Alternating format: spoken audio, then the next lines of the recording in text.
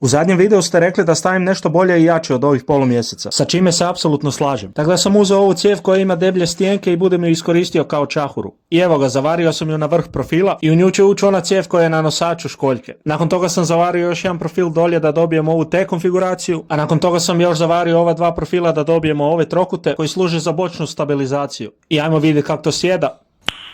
Nice. I evo ga, prednji dio široka stoji na tom stalku, ali je nestabilno, odnosno mogao bi se prevagnuti naprijed ili nazad. Tako da sam s prednje strane dodao još profila za stabilizaciju. I onda bi na kraju šipkom povezao prednji i stražnji stalak. I nakon toga sam krenuo raditi stražnji stalak i došao sam do toga da moram zavariti trokute, ali mi je nestalo žice za varenje, tako da ću morat nabaviti još. Ali u međuvremenu nisam mogao izdržati da ne nasadim školjku na ovakav stalak. Nadam se da će izdržati dok ne nabavim žicu i ojačam ga. I evo ga, široko je napokon u zraku i vrti se koliko toliko. Još moram skinuti ovaj zapečeni kotač, a onda ćemo detaljno ispregledat školjku i vidjeti što sve treba raditi.